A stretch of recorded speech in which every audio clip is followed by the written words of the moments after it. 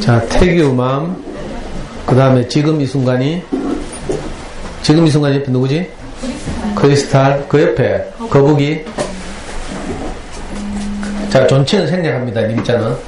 앞에 행복은 여기에 님, 경스님. 경스님 옆에 누구지? 아, 영어로. 그래, 맞다. 도현이 엄마가 소개했다는 엘비나. 네네. 좀 대하면 남이 부르라고 있는 건데, 씨. 근데 처음부터 너무 뭐라 하면 다음부터 안 오겠지. 지금 들으시는 분이 레몬트리 1015님 맞고, 그 다음에 대하면 뭐예요? 해피걸. 왜 이렇게 이름하고 대하면 매치가 안 되노? 애기하고도 매치가 잘 안 되고 맨날 내가 묻네, 그죠? 앞으로 한 1년은 물을 거야. 그 다음 해피걸님 앞으로 쭉 나오면 누구? 추월이야? 또 그 앞에 그레이스님, 옆에 훈이윤이. 두 분 중에 누가 먼저 오자 했다고요? 훈이윤이만이 먼저 오자 했다고? 가산점 주려고. 그 앞에 세 분은 내가 모르는 분이고, 중간에 분은 지난주에도 온 것 같다? 맞아요? 아, 내가 눈 마주치고 있는데 지금. 예. 네, 지난주에 처음 왔어요. 대한민국 뭐예요? 제이우. 영남일보 보고 왔다고? 네, 멀리도 벌리도서관에서 비움. 자, 그러면 그 비움님 왼쪽 분 처음 보는 분이다? 시제중학교에서 가정 듣고 애기 셋 있는 네. 신천초등학교? 네. 여기 이거 출석부 적었네요. 미나 25 이분은 누구예요? 여기도 신천초등학교네? 또 건너와서 러브송? 오랜만에 왔죠? 지난주만 빠졌어요. 뭐라고? 지난주만 빠지고 지난주만 빠졌다고?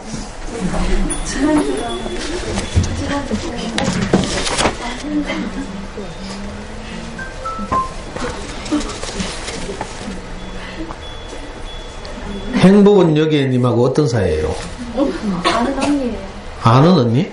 동네가 완전 다른데? 연결 카테고리가 있어요. 그래, 그게 뭐냐고. 애기요. 행복은 여기님 둘째가 1학년이요? 아니 옛날부터 그냥 알았어요. 저봐라, 진술이 서로 다르잖아.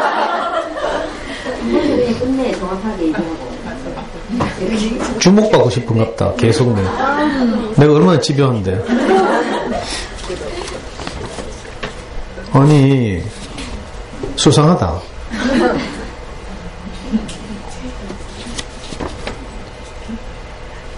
여기서 더 물으면 안 되겠지. 그 다음에, 또 생각이 안 난다. 지은맘, 그 옆에는, 감탄과 감사님. 지난주에 안 왔지? 예. 지난주에 범우동 다 안 왔지? 아니, 짜고 다니나? 도영이 엄마는 오랜만에 왔다? 네. 난 잊어버린 줄 알았더니.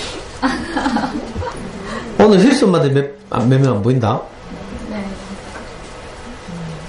저 엄마 안 왔다. 성준이 엄마.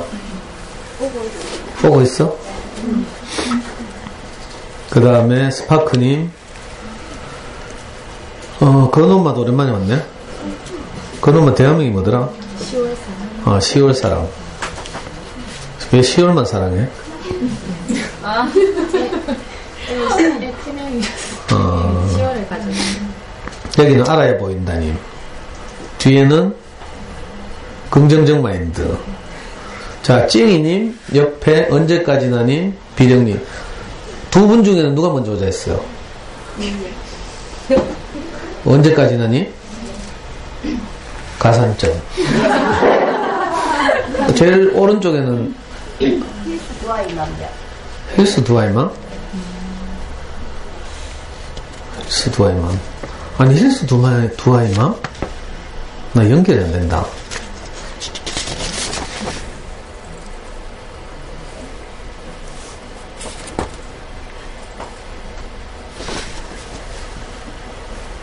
여기 없네.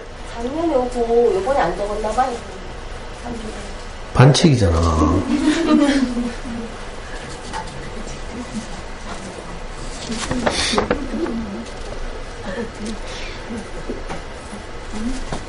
없네 진짜.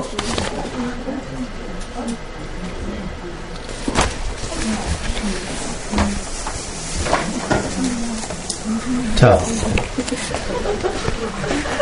내가 수강료는 안 받는 대신에 출석은 부른다니까. 네.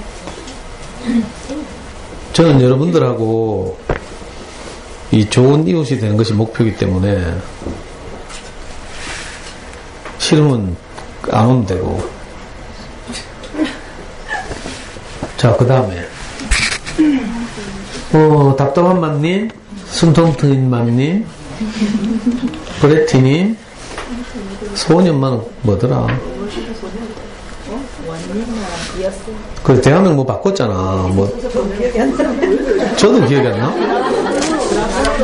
그래, 그랑블루. 그 영화 제목이에요? 영화 제목.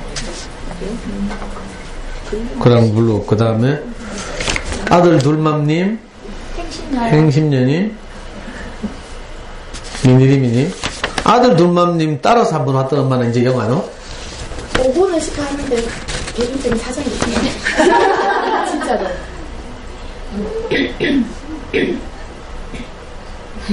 그래요? 네. 자, 그 안에 있는 사람들 대화명 하나씩 말해봐. 네가 불러봐라. 또. 코코. 또. 개똥이네. 또.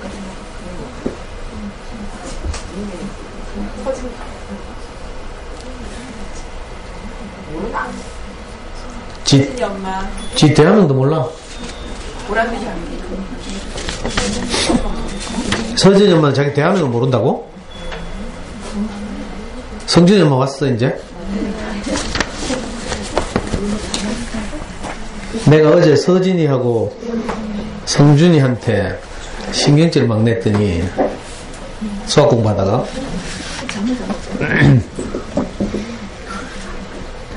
다음 시간에 저거 누구 키 큰 민규가 하는 말이,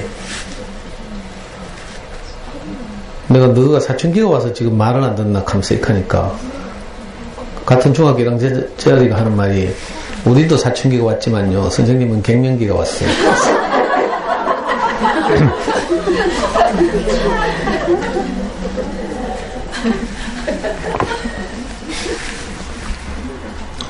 애들이 저하고 이제 어린이를 위한 인문학 수업을 하면 웬만하면 다 좋아하죠. 물론 가끔 싫어하는 애도 있지만 웬만하면 좋아하는데, 이게 수학 공부를 하면 이게 안 돼. 왜냐면 인문학 수업은요 눈에 보이는 진도나 목표가 없고, 내 속에 이제 아이들 생각하는 힘을 자라게 하고, 또 이 아이들이 자존감을 높여주고, 이런 목표밖에 없으니까 자연스럽게 애들과 이제 관계 맺기가 쉬운데, 수학 공부를 하면 진도가 있죠. 진도. 그리고 성취 정도가 있고, 채점 맨날 하고 이래야 되니까 나도 모르게 애들 자꾸 울려. 우리 애한테 하듯이 막 내가 폭폭증이 나가지고, 이번 주에도 초등 4학년 여자애가 막 울고 막, 여기만 오면 공부가 하기 싫어요. 완전 거꾸로 된 거죠. 이 엄마가 아빠와 같이 수학 학원을 하는 분인데, 제 강의도 오래 들었고, 엄마가 물론 다른 곳에서 하지만, 그래서 이제 자기 딸은 이제 집도 가깝고 해서 여기 보내거든요. 엄마 퇴근할 때까지 여기서 놀고 이러는데. 원래 안 이랬거든? 근데 어떤 대목에서 얘가 딱 막히는 거라. 평소에 참 잘했는데. 그래서 내가 이제 스스로 해결해 보라고 일주일 동안 계속 다시 시켰거든. 그랬더니 4학년에 보면 혼합계산단원이 있고, 혼합계산단원 제일 뒤에 가면 뭐 괄호로 묶고 뭐 곱하기 더하기 나누기 빼기를 넣어가지고 뭐 하는 이런 게 있어요. 여기서 이제 생각하는 힘이 많이 필요한데 아직 어리고 또 지금까지 이제 엄마하고 하던 수학 공부 방식이 그런 방식이 아니었다 보니까 진도는 굉장히 잘 나가고 자기 범위 안에서 이렇게 해내는 건 굉장히 잘하거든요. 그래서 이제 내게 왔으니까 좀 생각하는 힘을 기르는 이제 이런 훈련을 좀 해야 된다 싶어서 했는데 얘가 이런 걸 안 해보니까 이제 짜증을 내는 거라.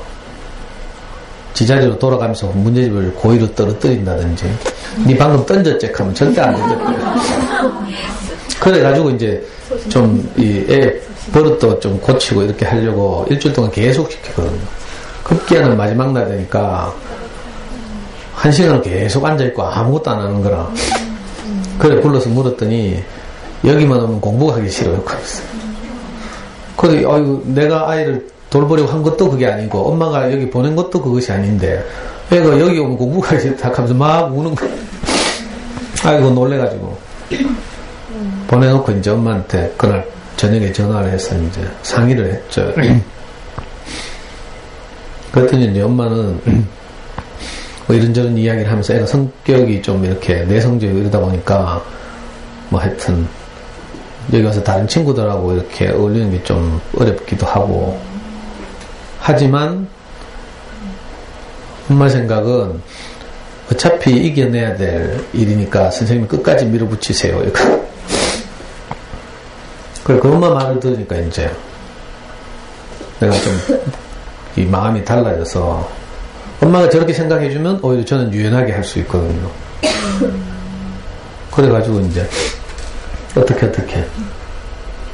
어제 오늘은 애가 오는데 얼굴이 환하게 빛나가지고 막 웃으면서 그렇게 들었어요. 제가 좀 못되게 한 거죠, 일주일 동안.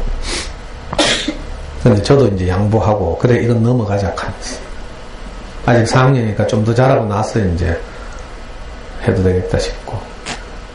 근데 이 4학년만 온 게 아니고 또 저 멀리 화동초등학교에서 오는 5학년짜리 두하라고 있는데 얘도 내가 좀 뭐라 하니까 막 닭똥 같은 눈물이 막 남자인데 이만큼 떨어지기 직전에 다음 시간 애들이 우르르 들어오는 바람에 급수습이 됐죠.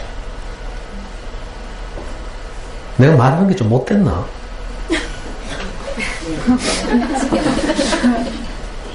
아니 수학 공부는 예리해야 되거든. 예리하고 날카로워야 돼. 두루뭉실하면 수학 공부 못해. 우리 목사님이 우리한테 한 말이 있어요. 두리뭉실하게 생긴 사람은 표현도 두리뭉실하다. 맞아요? 뾰족뾰족하게 생긴 사람은 표현도 뾰족뾰족하고 이런 거지. 뭘 표현할 때는 선명해야 되거든요. 특히 수학 공부는 근데 논리 정해내야 되고 이러니까 저하고 공부하다 보면 애들 말투도 저를 닮아가요. 그래가지고 나중에는 개념을 적확하게 표현하는 이런 힘이 생기는데 문제는 이제 그 과정에서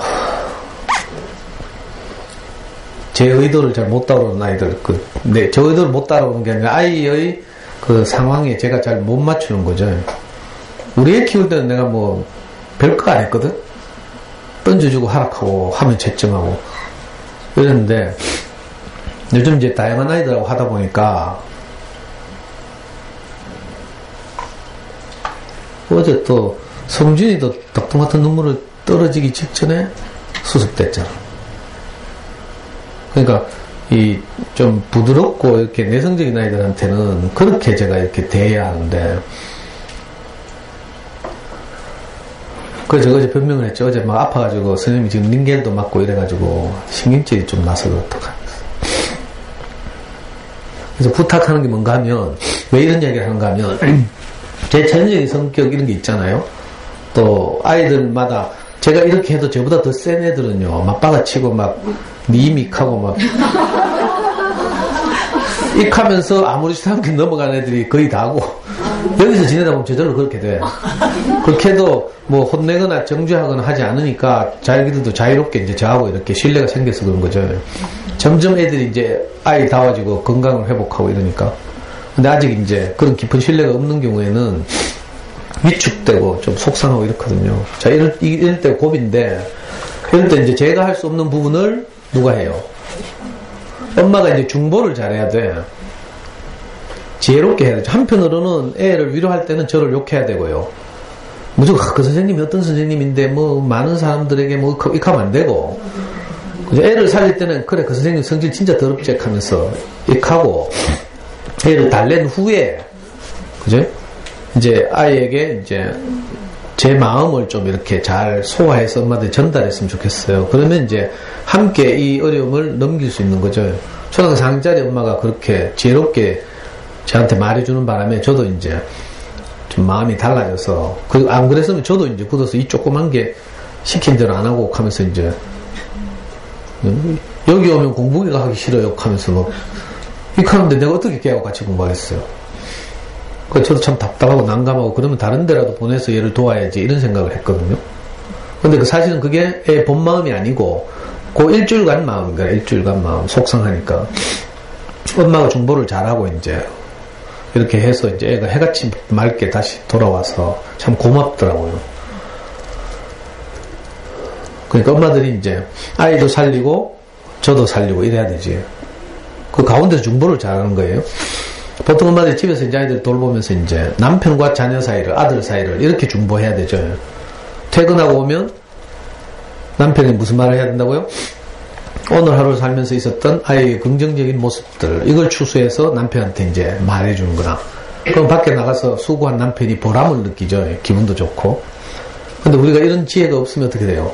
제일 부정적인 것만 건져 올려가지고 남편 오자마자 막 저 새끼 저기 어쩔 그거 하면 가만히 듣고 있다가 남편이 처음에는 듣고 있다가 계속 들으면 열받거든.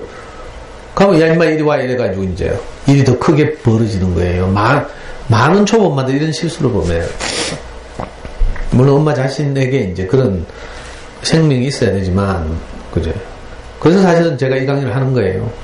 어머니들 안에 전에 없던 다른 생명이 자라서 그 생명으로 이제 상황을 컨트롤하고 일상을 제어해서 그죠? 우리를 행복하게 하는 것들을 추수하고 또 필요 없는 것들은 버리고 이렇게 그러면 이제 행복이 발생하는 거죠. 가족관계 안에서. 이제 우리 연구소 안에서는 이제 그렇게 아이들과 저 사이를 그렇게 중보해 줬으면 좋겠어요. 제가 아직 미숙하고 부족한 게 많아서 저도 이런저런 실수도 하고 이러면서 이제 지내거든요. 우리 연구소 욕 제일 많이 하는 게 저라 하잖아요. 나는 별로 안 하는 것 같은데 애들 머릿속엔 전부 나는 뭐 욕쟁이 할아버지로 기억돼 있어요. 저거 욕하는 건 내 욕하는 거 배우면 아무것도 아니라는 거라. 내 녹음하면 해보려고 그랬어 오늘부터. 요것도 어제도 중학교 2학년 가시나가 밥 먹다가 막 욕을 하다 저녁에 욕할 상황이 아닌데 막 욕하대. 근데 오늘부터 녹음하면 보려고 누가 욕 많이 하는지 증거를 모아가지고 내가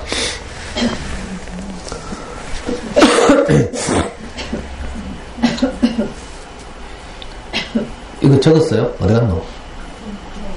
앞으로 전달.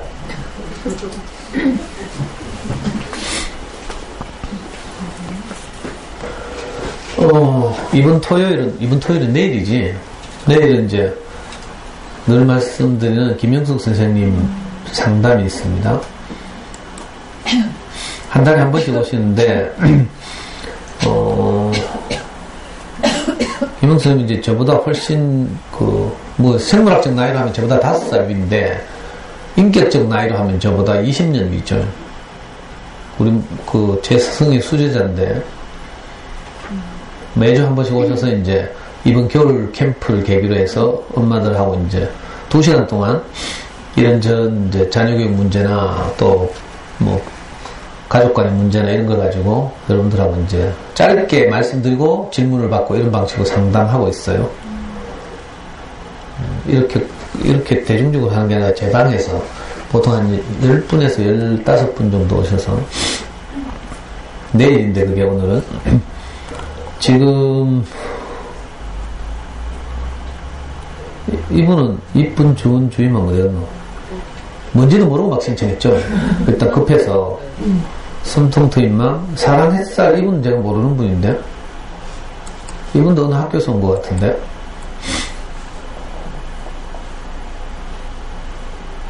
몇 개인지 모르겠네. 4월 17일이었죠.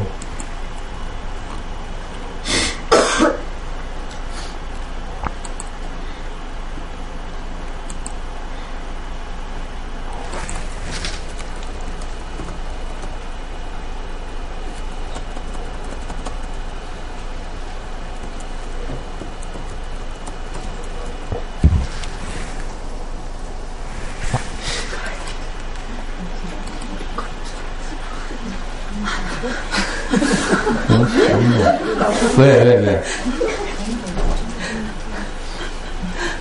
응?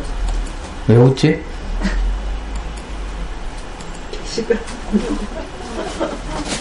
강의를 듣고? 오늘 안 오셨죠?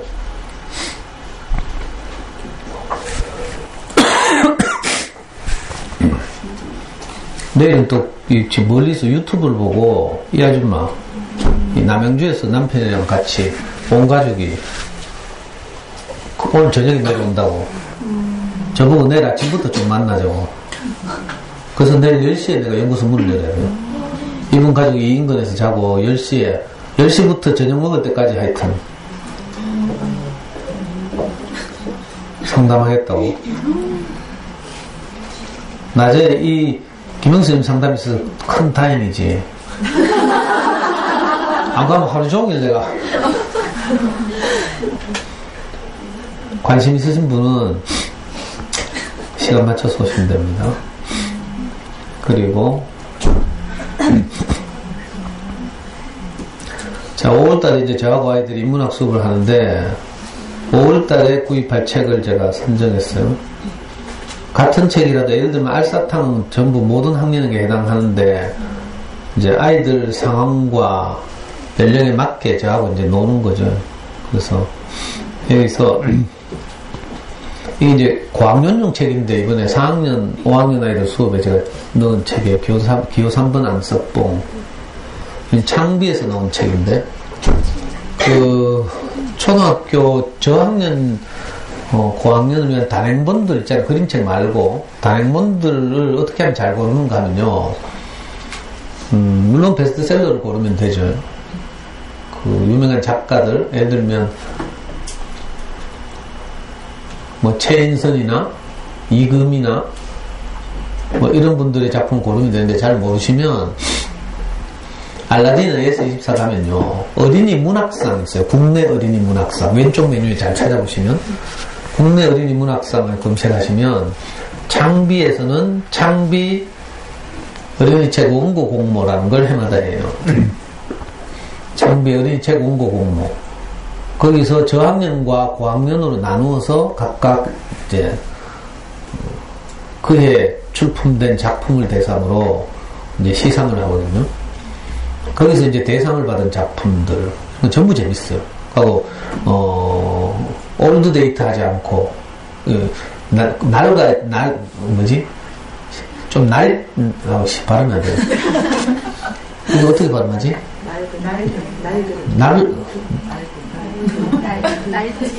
낡지 않은 컬러카이 내가 어렵잖아. 영어로 하기 금방 쉬운데 올드 데이트 하지 않고 가니까 되잖아. 근데 엄마들 못 알아듣는 것 같아가지고.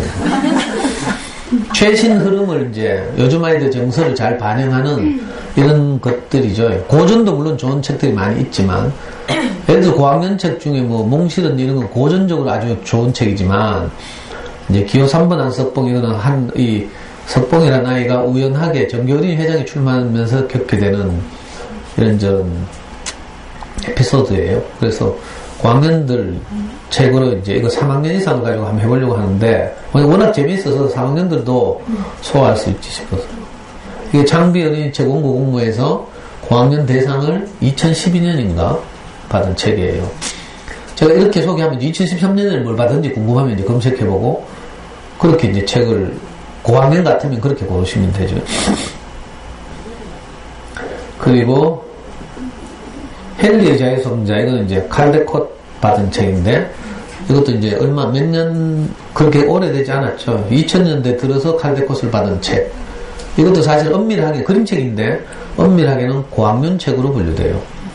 왜냐면 이건 이제 흑인, 노예생활 뭐 이런 이제 아주 무거운 주제를 다루고 있어서, 이 두 권은 이제 고학년용으로, 그리고, 알사탕은 모든 아이들에게, 제가 엄마들이 집에서 미리 읽어주고 좀 울고 하라고, 아이들과 소통하고,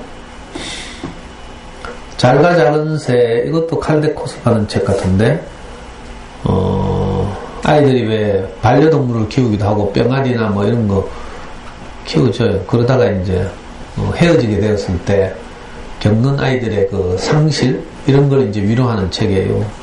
작은 새 한 마리가 이제 죽어서 우연히 이제 이 작은 새를 이제 매장하고 뭐 이러면서 일어나는 아이들의 마음. 보통 아이들이 이런 거 많이 키우고 하니까 이 책이 위로가 될 것 같기도 하고요. 무엇이 먼저일까? 이것도 칼데콧 받은 책인데, 저도 처음 보는 책이에요. 우리 영수 있나 몰라? 있나? 이제, 철학적인 책이죠. 닭이 먼저인지, 달걀이 먼저인지, 뭐 이런 식으로, 이런 몇 가지 이런 이제 생각해 볼 만한 주제를 가지고 아이들과 생각을 나누십니다. 뭐, 글줄이 많지 않아서 한쪽에 한 줄 정도 있는. 그래서 이건 이제 1, 2학년들 같으면 생각하는 힘을 기르기 좋겠다 싶어서. 아빠도 읽어주세요. 이것도 유명한 칼데콧 받은 책인데,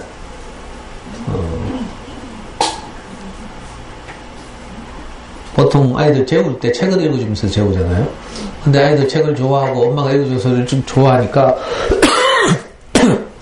안 자고 자꾸 더 읽어두려고 하죠.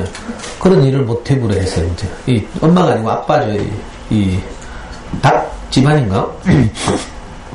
그래서 6권을 가지고 이제 학년별로 적당히 섞어서 4월 5월달부터 수업을 합니다.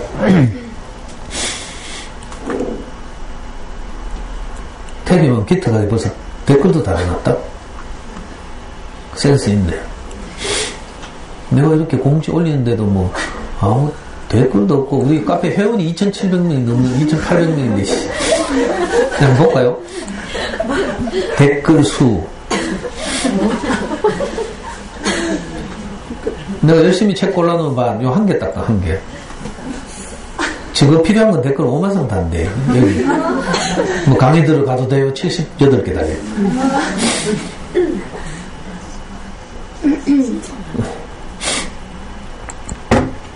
수업 안 들어도 참고하시고 책 사는데 도움이 됐으면 좋겠습니다. 그리고 그래 어떤 학교 강의라니까 엄마들이 묻던데 이 표를 보시면 이제 제가 어디 가서 무슨 강의를 하는지가 나타나 있거든요. 지금 어디까지 했지? 여기까지 오늘 여기죠. 20일이에요. 맞나?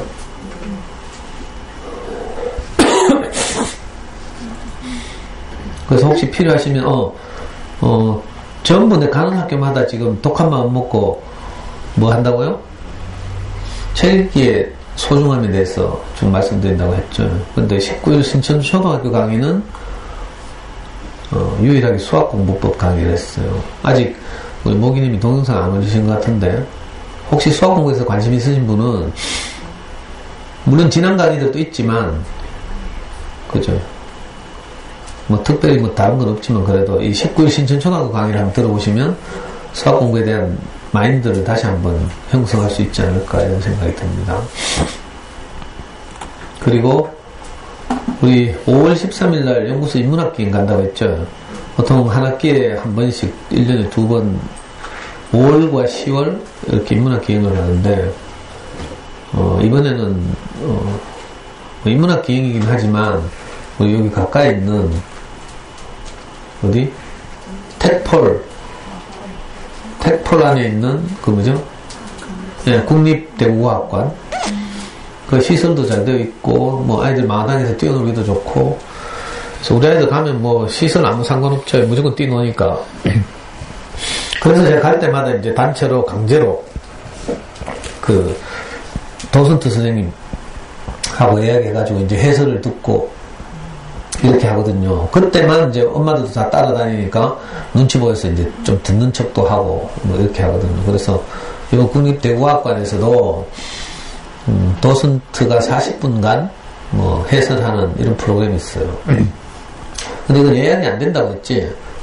현장에 가서 해야 한다고 했나? 응?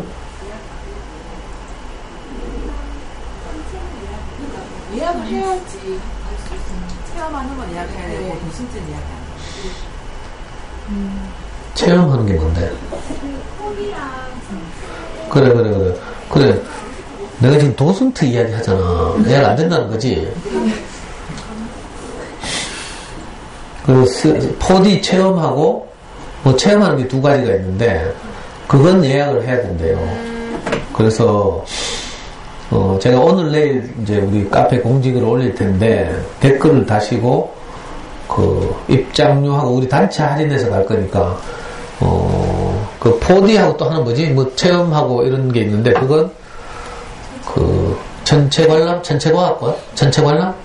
그 두 가지는 이제 30명 단위로 예약을 해야 된대요.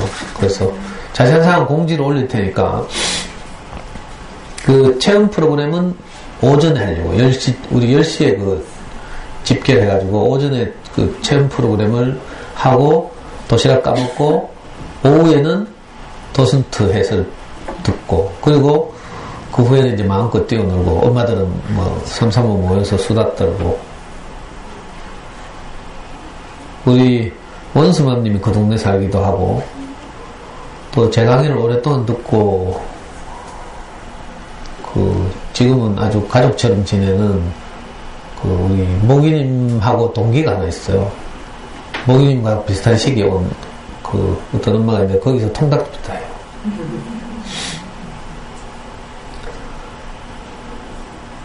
그래서 맛있는 도시락을 싸오시길 바라고 댓글 달고 참여하시는 분들은 보통 캠프나 인문학기회를 가면 제가 보통 엄마들 한 40분 애들은 60명에서 70명 이 정도 이제 함께 하죠. 관심 있으신 분은 댓글 달고 참여하시면 낯선 아이들이 이렇게 이제 관계가 생기고 어울리고 하더라고요. 지금 몇 시에요?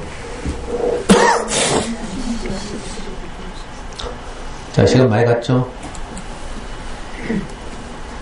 유튜브를 보신 분들은 이런 이야기 다 듣고 이제 제 이야기 한번 들어보려고 애타게 동영상 근데 저는 이게 아주 중요하거든요. 자, 오늘은 마루벌에서 나온 그림책 세상은 이렇게 시작되었단다.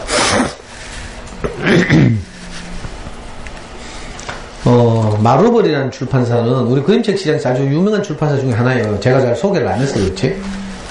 비중도 어느 정도 있고요. 알라딘 같은 데서 가보면 출판사별 랭킹이 있다. 여러분들 잘 살펴보시면.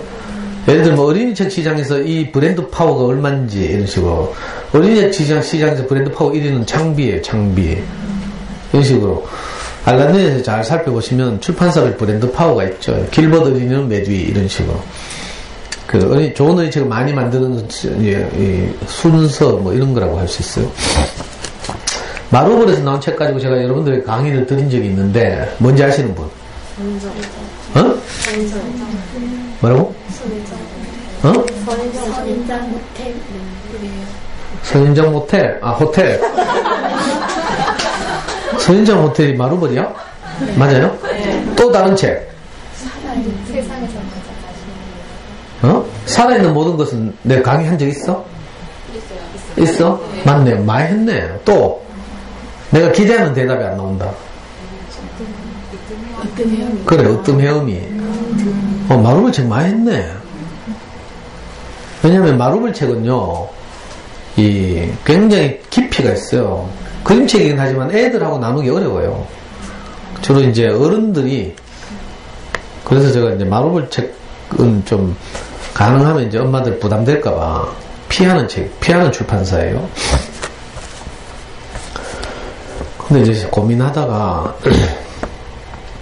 이번에 이제 이 경기도 사신 어떤 분이 우리 카페 대화명 행운만땅님인데 저한테 카톡이 왔어요. 우리 카페도 글 몇 개 남긴 분인데 딸이 큰애가 3학년인가 뭐 2학년인가 어려운 질문을 한대.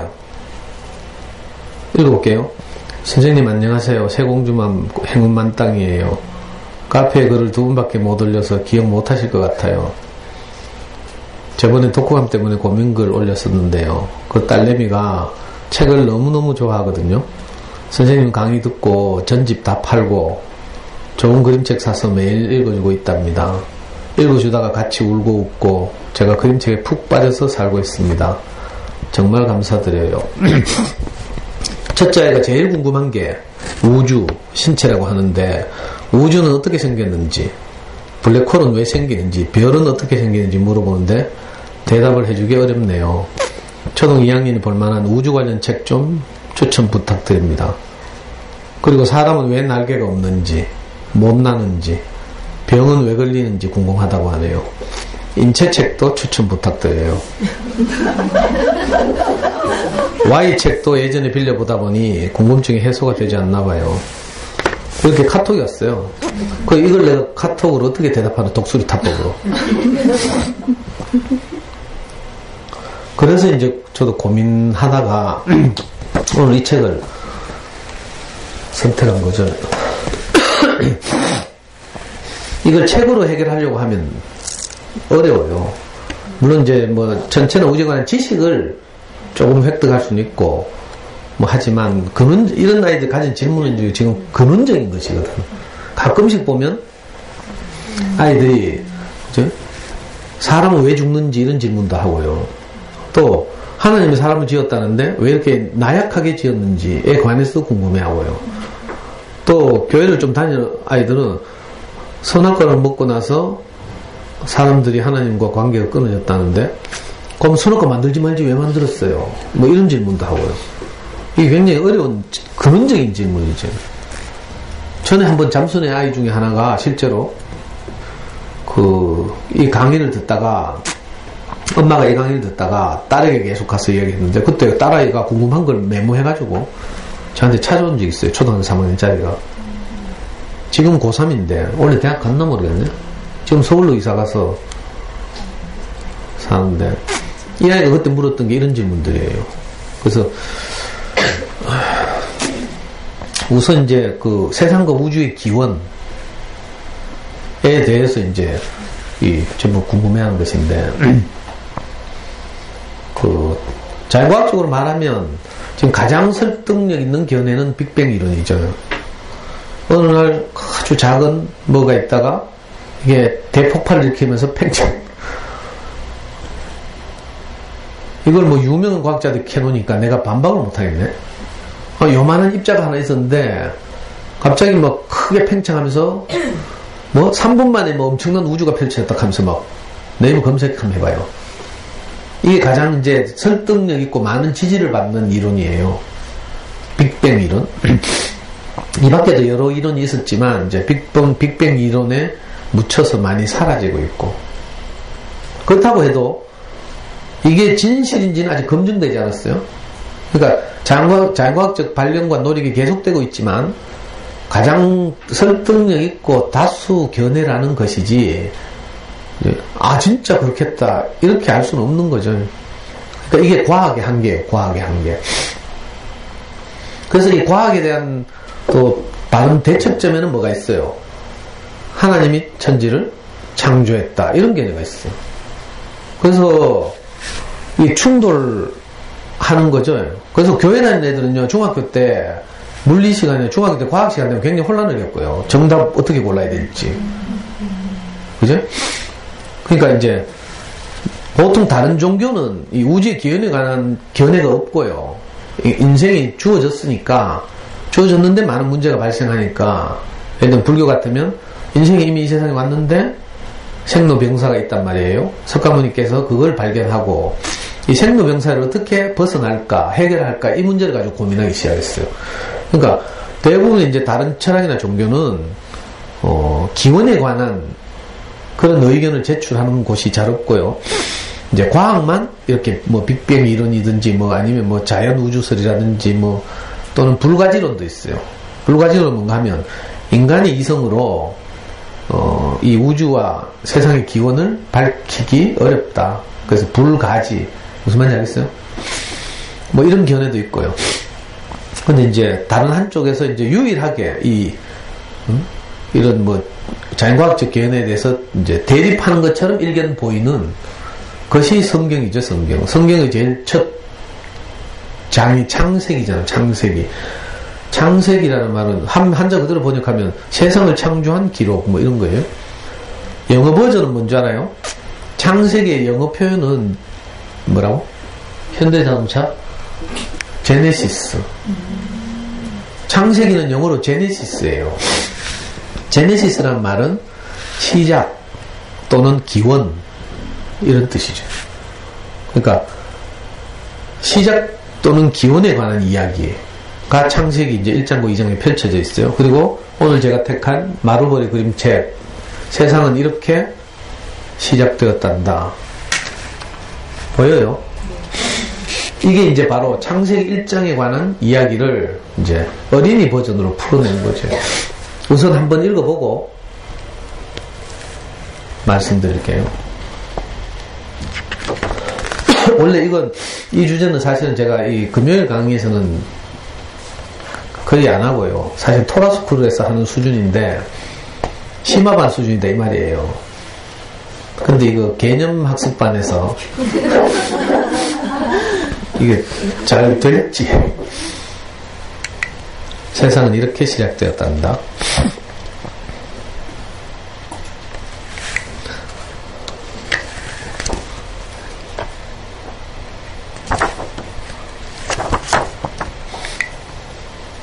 맨 처음에는 깊은 물이 땅을 덮고 있었단다.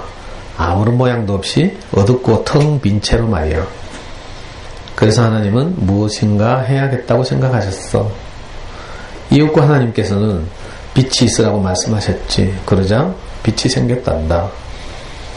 하나님은 그 빛을 어둠으로부터 나눠내어 낮이라 부르시고 남은 어둠을 밤이라 부르셨어. 이렇게 해서 저녁이 되고 아침이 되니 와, 첫째 날이 지나갔단다. 저는 벌써 전율이 올라갑니다. 그 다음 하나님께서는 물을 가르시고 둥그런 하늘을 만드셨지.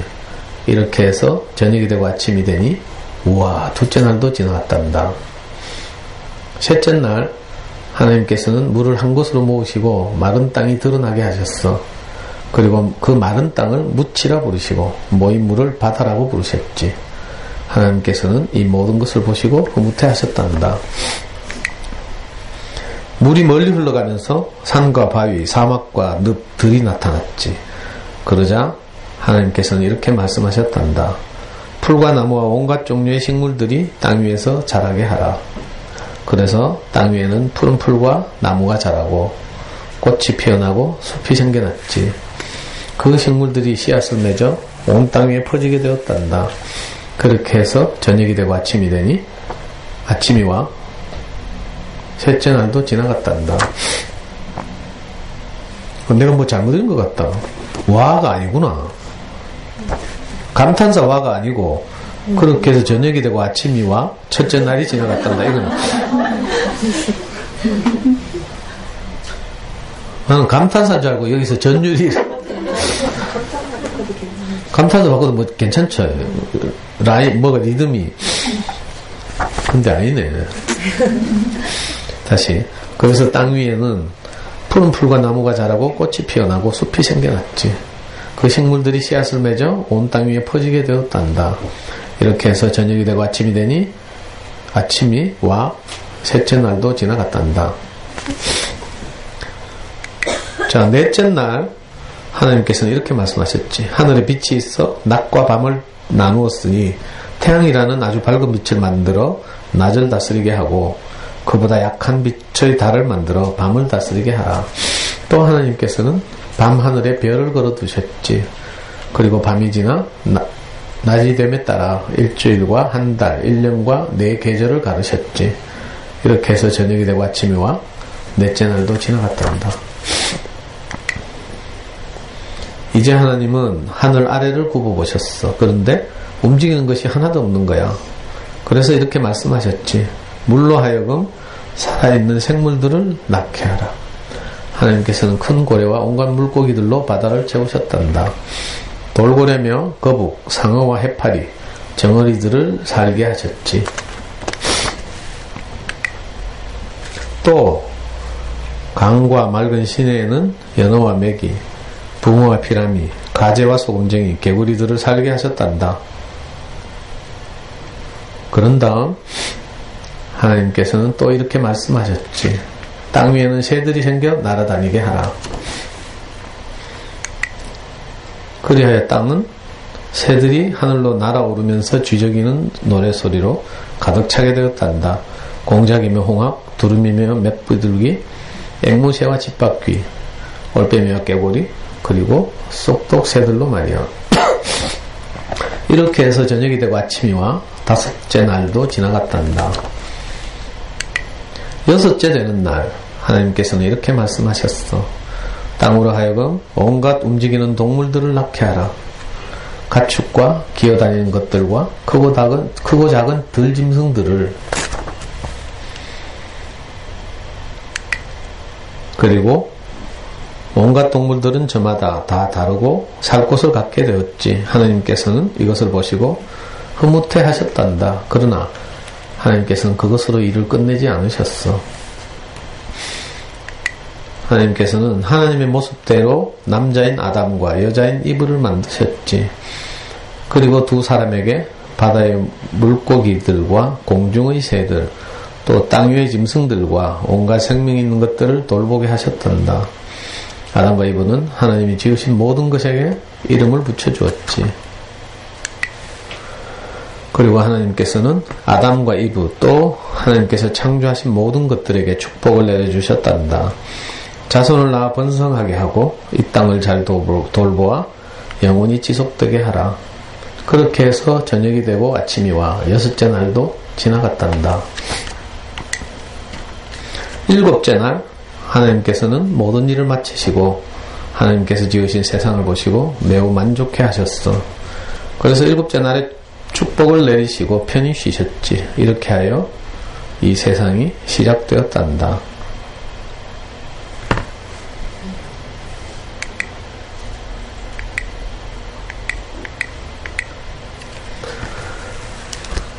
자, 여기서는 이렇게 해서 세상이 시작되었대요. 또 아인슈타인이나 뭐 헐만이나 이런 많은 분들은 자연과학적 견해를 따라서 가장 지금 유명한 빅뱅 이론을 인류 앞에 제출해 놓고 있죠.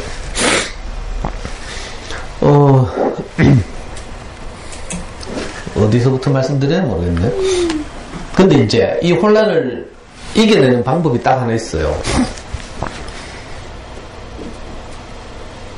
우선은 지금 이 세상은 이렇게 시작되었단다라는 것이 이제 성경 창세기 1장을 그대로 지금 어린이 버전으로 이렇게 옮겨놓은 거거든요.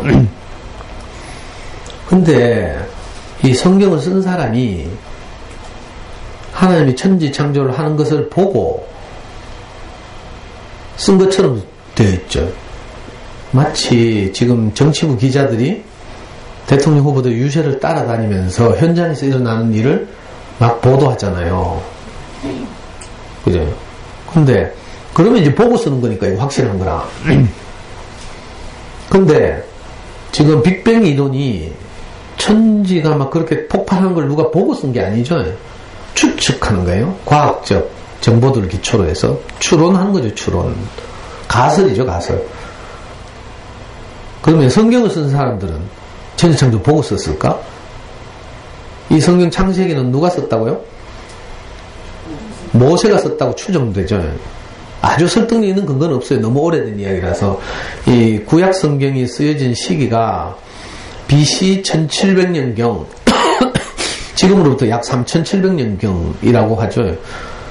언젠가 하면 모세가 자기 민족들을 이집트의 그 노예되어 있던 이집트 사람들 탈출시켜 나와가지고 40년 동안 지금의 이제 이스라엘 땅 그 팔레스타인으로 가나안 땅으로 가기 전에 사막에서 40년을 헤맸죠.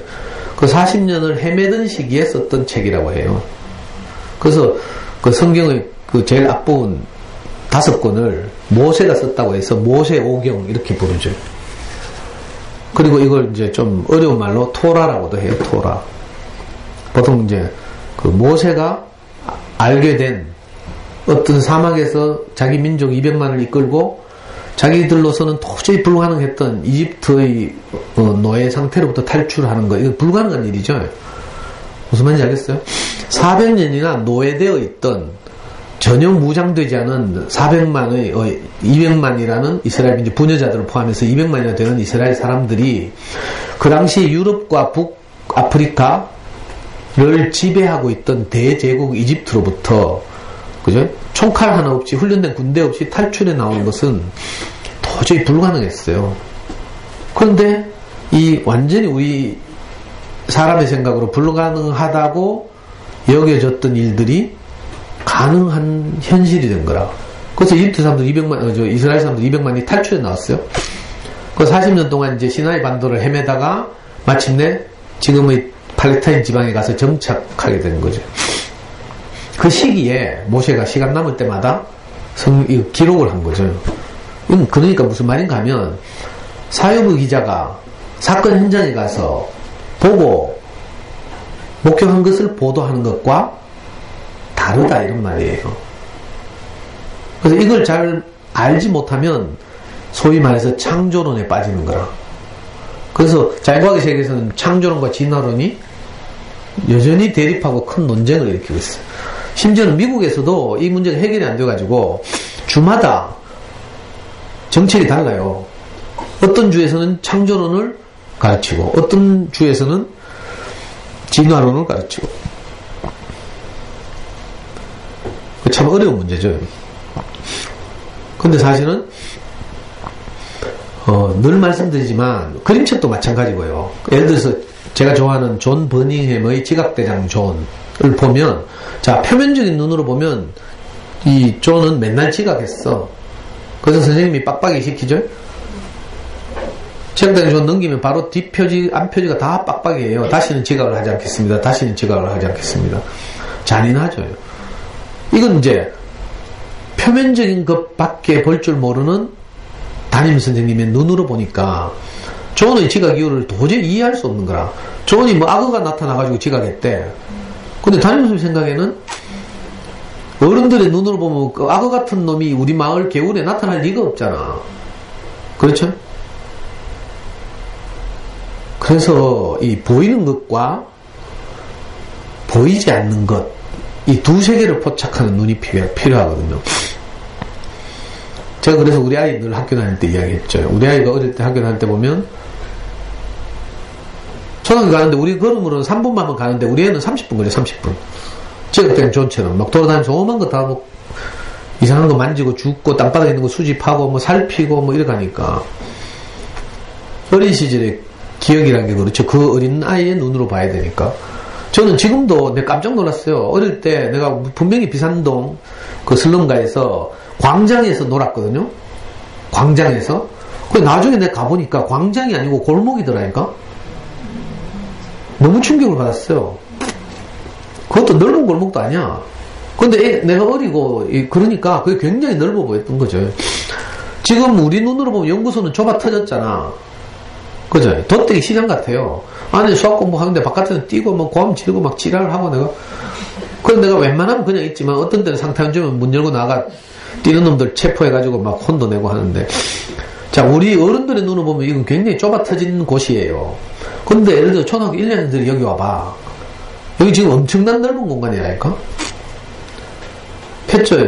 저는 그래서 항상 안타까워서 마당 있는 집, 단독주택에 마당 있는 저 앞산 카페촌처럼 앞산 기슭에 어디 아니면 초등학교 폐교 이런 걸 하나 어디 확보해가지고 애들이 마음껏 뛰놀면서 또 공부도 좀 하고 이랬으면 좋겠다 이런 꿈이 있거든요.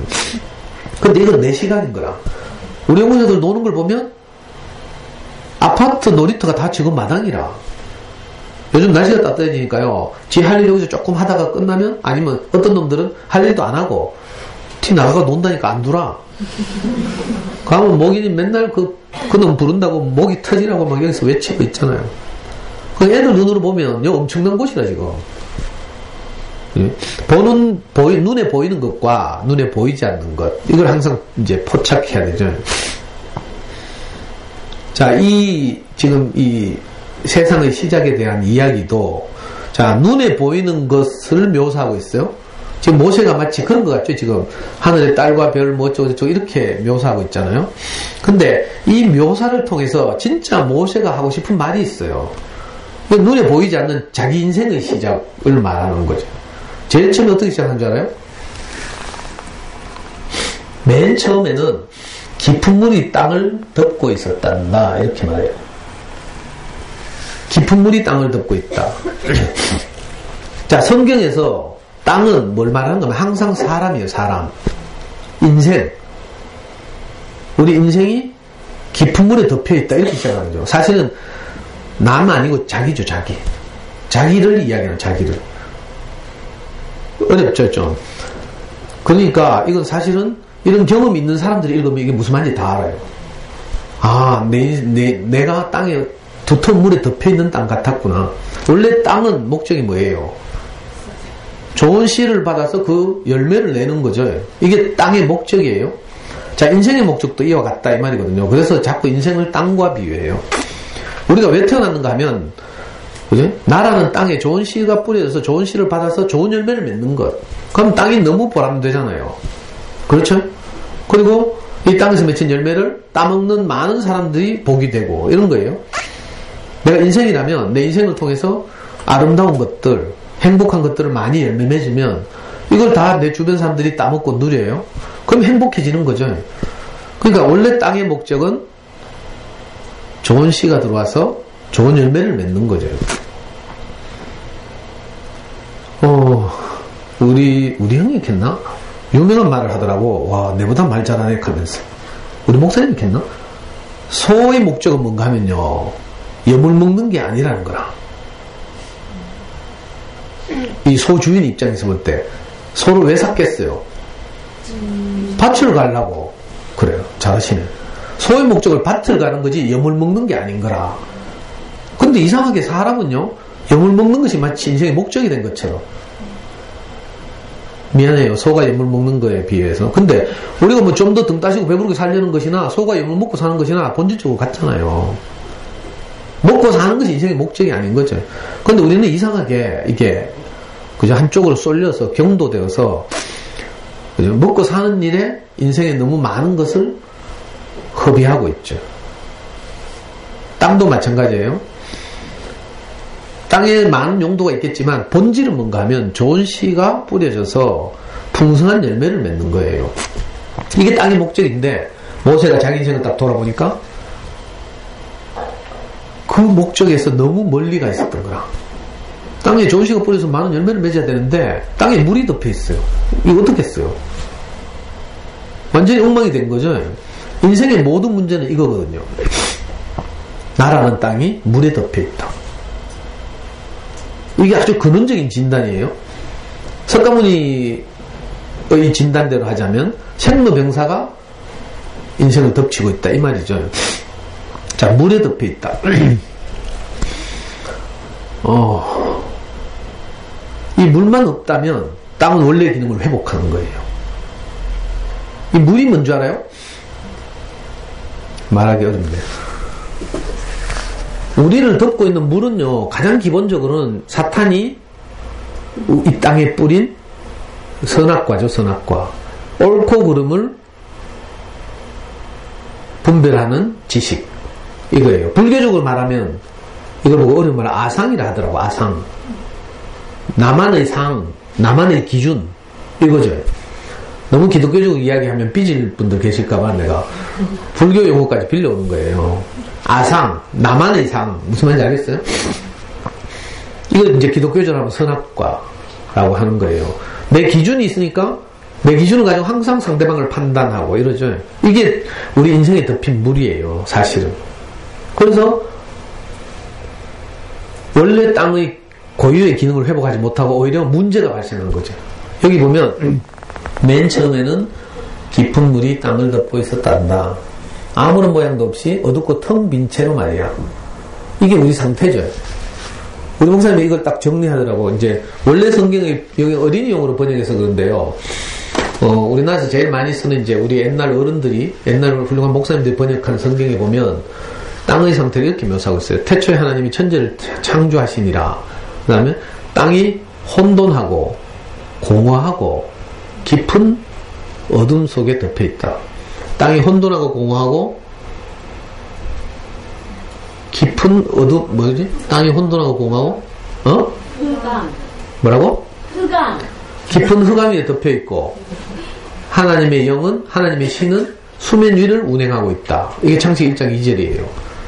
그러니까 물이 덮여 있고, 하나님의 마음은 물 위에서 이제, 농부 마음처럼, 땅에 씨를 뿌리고 싶은데 물이 덮여 있으니까, 물 위에서 기회를 노리고 있다. 이런 뜻이거든요. 그리고 땅의 상태는 혼돈하고, 공허하고, 깊은 흑암에 덮여 있고, 이 세 가지죠.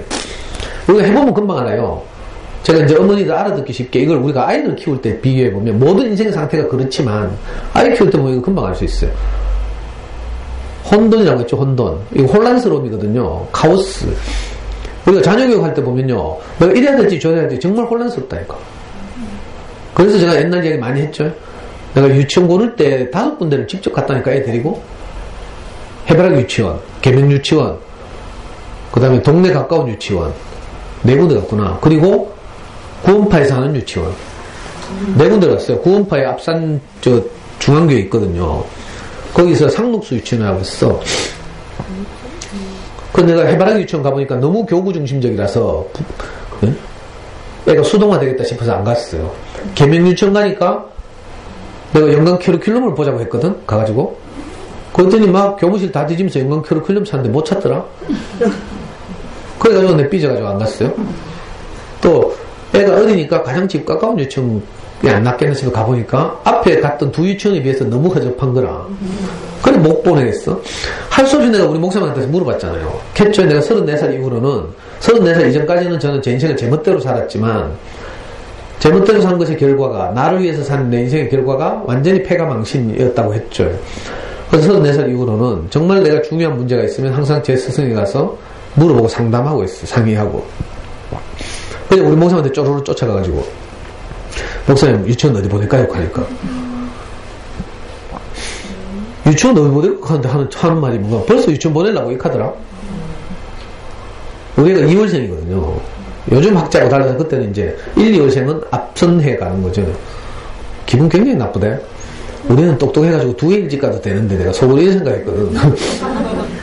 그래 2월생이라서 한 해 일찍 들어가야 됩니다. 하니까 그제서야 하는 말이 우리 목사님이 그래도 뭐 어릴 때 성경 구절이라도 한마디 더 들으면 안 낫나 하면서 그러니까 그 구원파 유치원 가보라는 거라. 우리 교회 형들 아이들이 벌써 그 유치원 몇 명이 나왔어. 그래서 난 뭣도 모르고 갔죠. 구원파 유치원. 지금은 없어졌지. 그 구원파 유치원 이름이 상록수 유치원이었어요. 유명은이 하는. 그러니까 유치원 원장님이 막 아빠가 왔다고 좋아가지고 막 있잖아요. 유치원 학부모 설명하는데 아빠가 내 혼자 보이더라고. 막 커피도 직접 타오고요. 청일점 아빠 오셨다 하면서. 그러고 내한테 자기 유병훈 목사의 설교 테이프를 막 주면서 한번 들어보라고. 아, 근데 내 솔직한 마음으로 내 시간만 있었으면 유치원 원장님 많지 않고 내가 또 설교하려고 이제. 근데 내가 시간도 없고 또 괜히 그렇게 했다가 우리 애 유치원에서 불이익을 받으면 안 되니까 참고 내가 그냥. 그러니까 이거 유치원 하나 고르는데도 저는 그래도 제 스승 멘토라도 있어서 물어보고 결정했잖아요. 그리고 우리 상록수 유치원 다녔다니까. 그러니까 잘 모르면 내가 물어볼 멘토가 있으면 정말 좋죠. 내가 정말 신뢰하고 시킨 대로 할 자신이 있으면. 그전에는 제가 정말 혼란스러웠어요. 여러분들 아이 키워보라니까. 그놈의 영유를 한번 보내고 싶어도 영유가 얼마나 많은지 뭐 브랜드 있는 애들부터 뭐 원더랜드니 뭐 또 뭐 있더라 폴린지 뭐 이런 것도 있는가 하면 동네 브랜드도 있거든. 여기도 보면 뭐 얘가 앞에 뭐 이상한 스펀지 있고 뭐 가는 데마다 다 있어 사실은. 어디 보내야 될지 진짜 어렵다니까요. 이게 인생이 닥친 혼란스러움이에요. 이거 해보면 저게 신경 쓰이고 저거 하면 이게 신경 쓰이고 꼴랑 학습지 하나 해도 그렇죠. 이 브랜드가 한두 개라야지. 교구를 하나 살락해도 그렇고요. 이게 혼란스러움이에요. 그리고 이 혼란스러움 속에서 뭐 하나 결정해도 항상 뒤통수 땡기고 후회가 남고요. 잘 되면 다행인데 이게 잘 되나? 나중에 이제 한 6학년만쯤 돼보면 알죠. 아무 유치원 보내나 똑같구나. 그렇죠? 근데 또 이게 아니라니까. 유치원 보낼 때 그렇게 해놓고도 또 초등 보낼 때 보면 뭐 다 막 그래가지고 엄마들이 얼마나 별난지. 여기서 봐. 우리 코코님 같은 경우에는 집은 남산동인데 지금 저 범어초등학교 보내고요. 그것도 지가 보내고 싶어서 보낸 게 아니고 사진 냈다가 다 떨어져가지고 보내더라고. 우리 엄마들 중에도 그런 많죠. 여기 뭐 교대 부처도 보내고 뭐 효성도 보내고 떨어지면 할 수 없이 또 동네 유치원 동네 초등학교 보내고 나서도 찝찝하다니까. 이게 혼란스러움이죠. 혼란스러움. 하루를 살 때도 마찬가지고요. 애 사랑하면서 살아야 되는데 응? 사랑하면 공부가 걱정되고 공부신경이 뚜껑 열려서 사랑 못하고 참 이거 미치고 환장하고 펄짝 뛸 노릇이죠. 그 하루 시간 빨리 살았는데 잘 때 되면 막 너무 분하고 우울하고 막 원통하고 뭐 진도는 나간 게 없고 사랑도 못했고 애 기는 죽였고 나는 행복이 없고 이 문제를 남편한테 이야기하면 됐다 자작하고 뭐. 그러니까 이게 인생의 상태라니까. 그러니까 뭐라고요? 혼돈과 두 번째 말해서 공허라고 있죠. 옛날 어른들은 한자로 공허라고 표현했어요. 저는 제 버전으로 하면 허무죠. 허무. 열심히 했는데 뭐 잡히는 것이 없어요. 허무예요. 인생을 열심히 살았잖아요. 여러분들 지금 이 나이 때까지 열심히 살았어요. 성취로 말하면 예를 들면 뭐 내가 무슨 뭐 직업을 가진 뭐 이런 커리어 우먼이 됐다. 이게 성취일 수 있는데 그렇다고 허무하지 않은 건 아니에요. 끊임없이 뭘 해야 돼요? 그 뭐야 꽃들에게 희망을 내 나오는 것처럼 끊임없이 남과 경쟁하고 밟고 올라가야 되고요. 우리가 잘 모르니까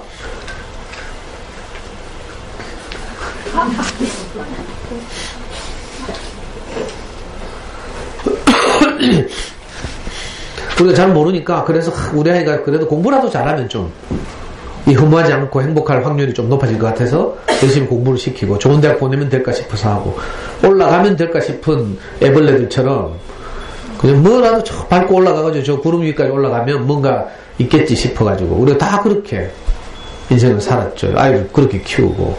근데 이상하게 허무해. 잡히는 것이 없어. 그러니까 어때요? 불안하죠.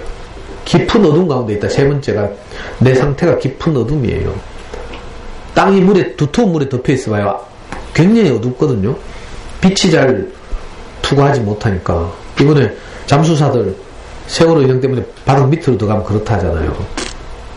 자, 나라는 땅이 이렇게 두터운 물에 덮여 있어서 내가 항상 이런 세 가지 상태를 헤매고 있는 거죠.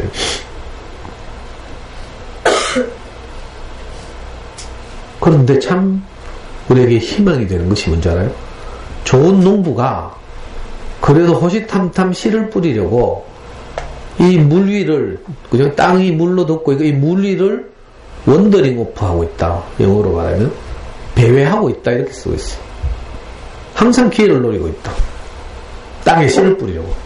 이 좋은 씨를 가진 농부의 어쩔 수 없는 숙명이죠. 숙명. 농부는요 항상 땅이 필요하잖아. 그렇죠?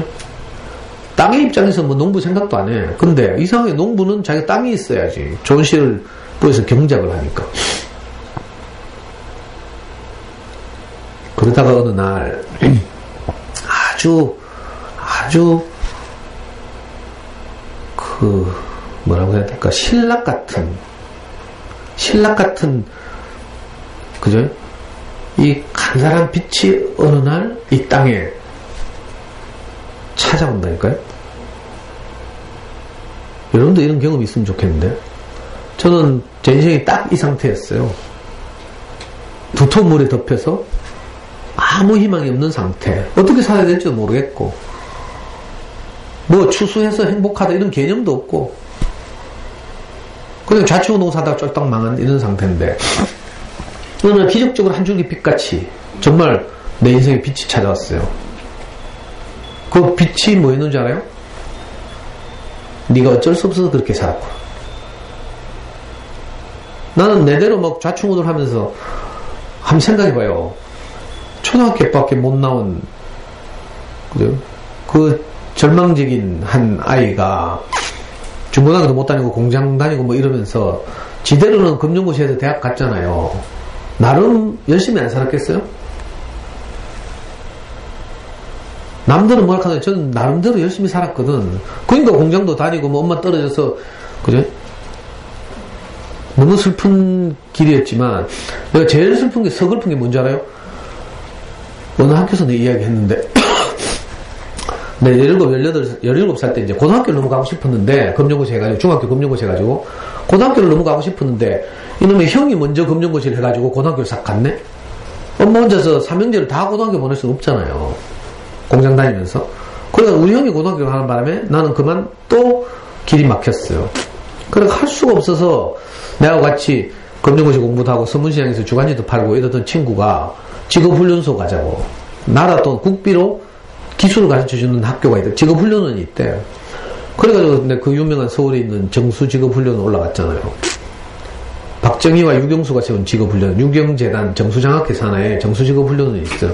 거기 제가 17살 때 올라가가지고 1년 동안 이제 목공의 기술을 배웠죠. 그래서 목공의 2급 기능사 자격증을 따가지고 취직을 했어요. 동일가구라고.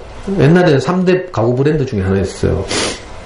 그 이제 가구 같은 거, 옷장 같은 거 만들면 옷장 앞에 연꽃무늬 뭐 이런 거 붙이죠. 제가 그 조각반이었거든. 제가 목조각 전공이에요, 이래봬도. 손재주가 제일 없어가지고, 이거 경사 시험 칠 때 대타 썼어, 대타. 목공학과에서 저는 이론은 항상 1등이에요. 실기는 항상 꼴찌라. 나무 결을 이렇게 따라서 파야 되는데, 난 꼭 그걸 파가지고 나무 결 다 일어나고 있잖아요. 뭐 이런 식으로. 그리고 조각을 잘하면 조각칼을 그라인더에 잘 갈아서 또, 숫돌에 또 날카롭게 갈고 이래가 자기 연장을 조각칼들을 다양하게 가지고 있어요. 저는 그라인더에 조각칼 가는 것도 잘 안 돼. 뭐 하면 너무 갈려가지고 있잖아. 탑보고 막. 하여튼 그래서 겨우 2급 경사 자격증 따가지고 동일가구에 취직해 있었는데 형이 대구에서 어느 날 엄마가 편지가 왔어요. 너가 형이 경북대학교 의과대학에 합격했다. 어이씨 그 편지를 봤는데 몹시 기뻐해야 되잖아요. 우리 엄마는 뭐 온 서문시장에 떠나가도록 통곡을 했대. 형 합격 소식을 듣고. 너무 기뻐가지고.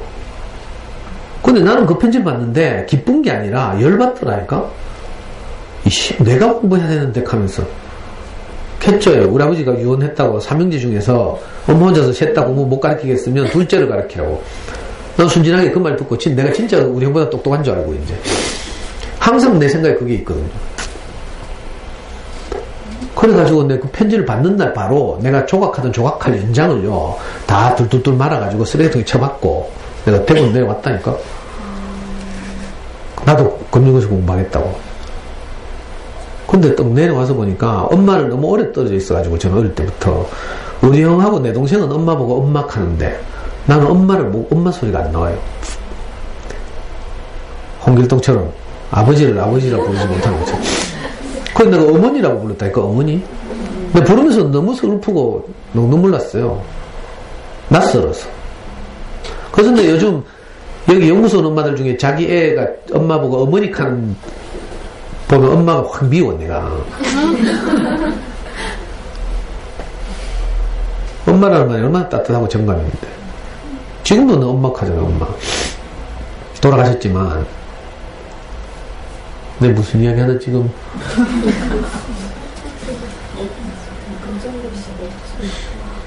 하여튼 열심히 살았다는 이야기 하는 거죠. 나름 열심히 살았어요. 뭐 어떤 기준을 가지고 자기만의 아상을 가지고 저를 보면 선생님이 뭐 강의하면서 뭐 욕을 하지 뭐 이렇게 쌓고 뭐 다 자기 기준을 가지고 저를 판단하고 평가하거든요. 저는 뭐 그게 어쩔 수 없다고 생각해요. 그리고 저는 그 여러분들의 판단이나 평가를 감수하고 사실 이 마음을 강의하고 있는 거죠. 나름대로 열심히 살았어요. 그런데도 앞길이 안 보이더라고. 각자가 다 그랬을 거예요, 아마. 일부러 뭐 못 살고 싶은 사람이 어디 있어요. 제가 일부러 노름했겠어요? 했죠. 학교 못 다니고 자존감이 너무 낮은데 내가 동네 친구들하고 노름만 하면 내가 칭찬을 받거든. 야, 니 머리 좋네 하면서. 노름은 잔머리가 좋아야 되잖아. 소위 말하는 판단력이 좋아야 돼요. 상대방의 동작, 상대방의 배팅, 상대방이 오픈한 카드, 상대방의 태도, 표정, 이런 걸 다 살펴서 상대방이 저 카드가 뭔지, 숨겨진 저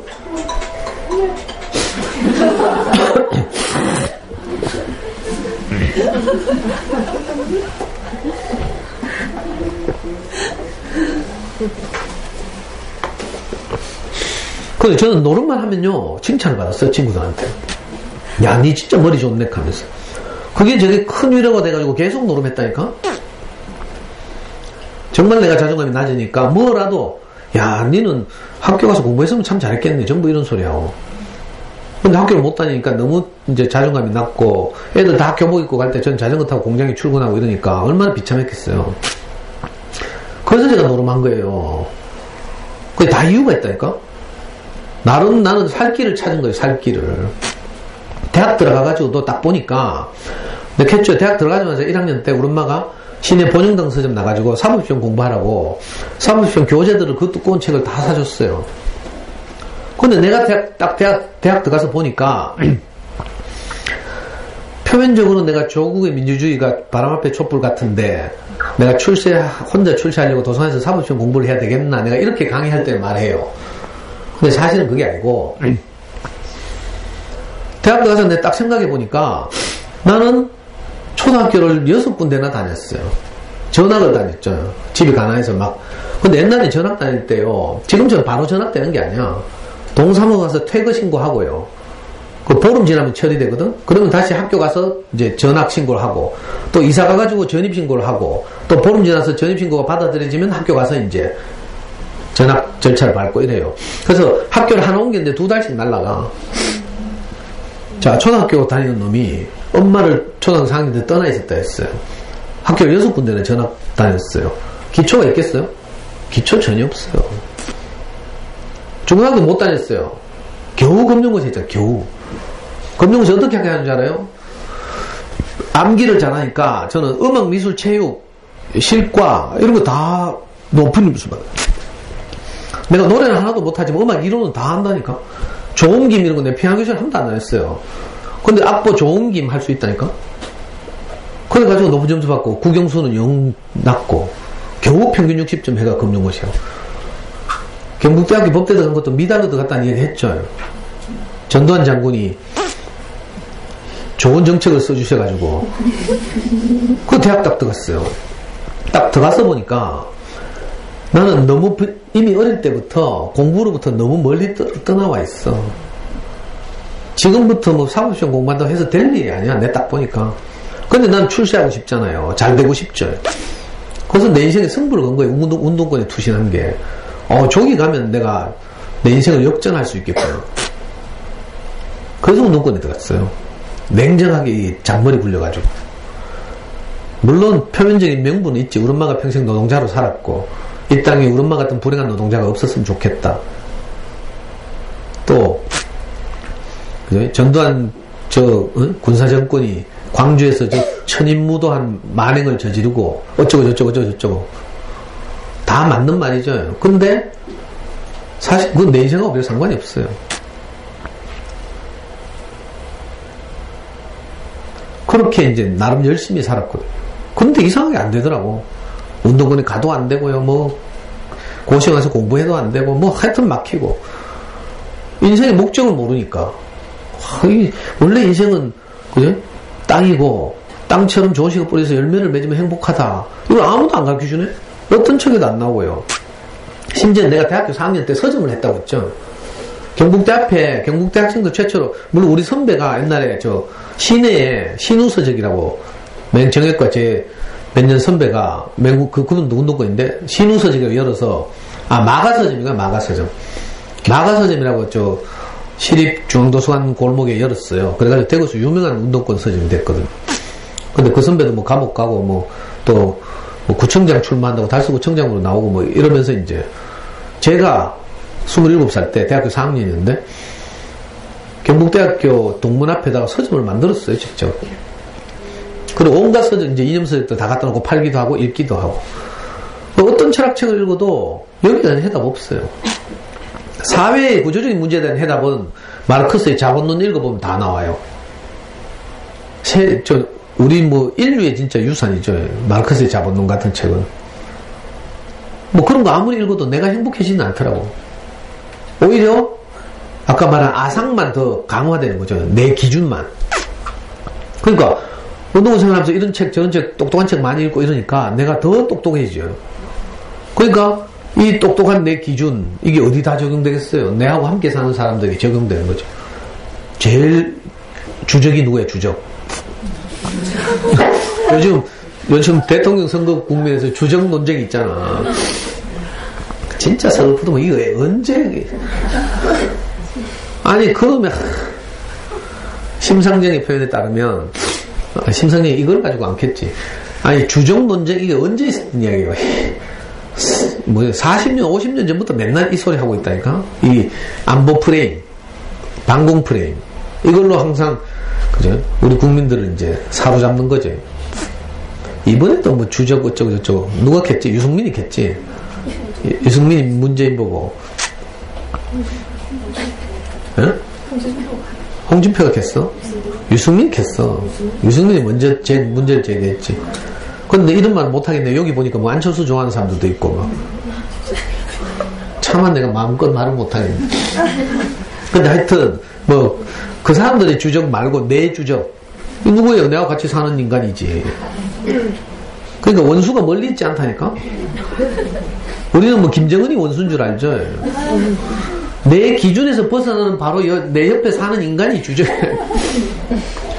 그러니까 불화하고 싸우고 맨날 이러는 거 아니에요. 저도 다른 거 하나도 없어요. 우리 와이프하고 살아보니까 우리 와이프는 자기 기준을 가지고 나를 판단하고 나는 내 기준을 가지고 마누라를 공격하고 이게 다 문제죠. 그래가지고 급기야는 우리 마누라가 얼마나 그게 심했으면 애 4살짜리 애를 버리고 진정으로 돌아갔겠어요. 그리고 지금은 내가 생각하니까 돌이켜 생각하니까 내가 그때 34살이었거든. 우리 애 4살 때 애 버리고 마누라가 도망갔을 때 여기 34살 한번 손 들어봐요. 없어? 35살 없어? 아니 34살이면 진짜 팔팔한 청년이잖아. 그렇죠? 그럼 딴 여자 만나서 새로 살면 되잖아. 이성적으로 생각하면 그렇죠? 근데 이상하게 저는 그때 앞이 막혀서 캄캄하더라고. 와, 내가 도저히 헤어나올 수 없는 절망. 마치 이 땅이 물에 덮여있어, 두터운 물에 덮여있어서 아무것도 할 수 없는 상황처럼 제가 꼭 그랬어요. 너무 신기하죠. 그 캄캄한 절망. 이성적으로 생각하면 그 34살 때 아이고 이쁜